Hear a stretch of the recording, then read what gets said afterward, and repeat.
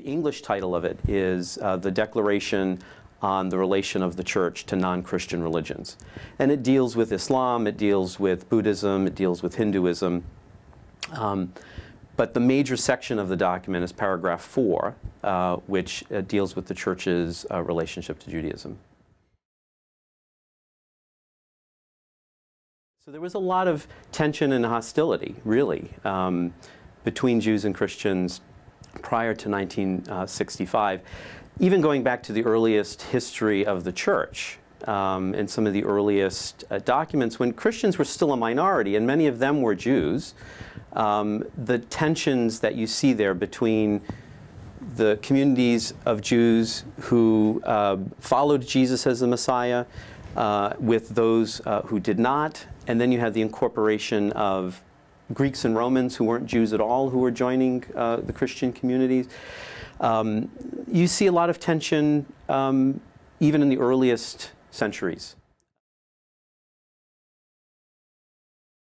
The impetus for this document came when John the 23rd was Pope. And he was approached by a Jewish historian named Jules Isaac, who had wrote a book chronicling what he called the teaching of contempt. That is, that over the centuries, Christians had developed the view that God had rejected the Jews, that God had cursed the Jews, God had abandoned the Jews. And his thesis was, as a result of that teaching, in large part, the mistreatment of Jews and the persecution of Jews throughout Europe and in other parts of the world. First is that it emphasizes that there's a unique relationship between Judaism and Christianity, that Christians have a relationship with the Jewish religion that it doesn't have with any other religion. Another point was reminding Christians of Jesus' Jewishness.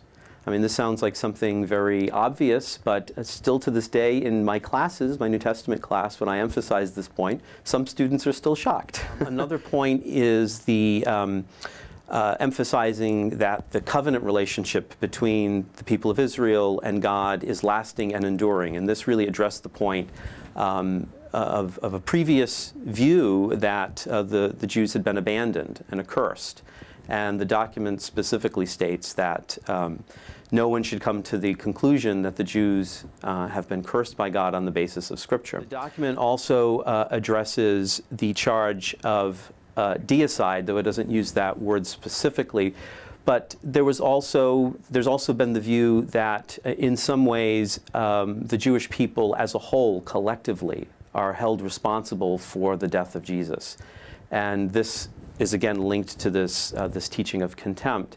And really even until modern times. You know, I've talked to people who grew up in the 20s and 30s when anti-Semitism, even in this country, was certainly at a peak, being taunted by, kids, school kids, that they were somehow responsible for Jesus's death.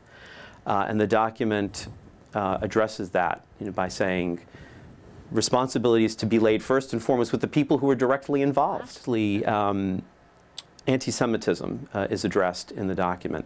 Now you have to remember the document's coming out just barely 20 years after the end of World War II. The Holocaust is still fresh in the memories of the people at the council, many of whom had direct experience with the Nazi regime, including John Paul II himself, who was a cardinal at the council, Pope Benedict, who was a young priest, theologian, advisor at the council, grew up in Nazi Germany. They were all very aware, and both John Paul II and Cardinal Ratzinger, who served as his advisor in many ways, they were very instrumental in pushing the new direction, really, of reconciliation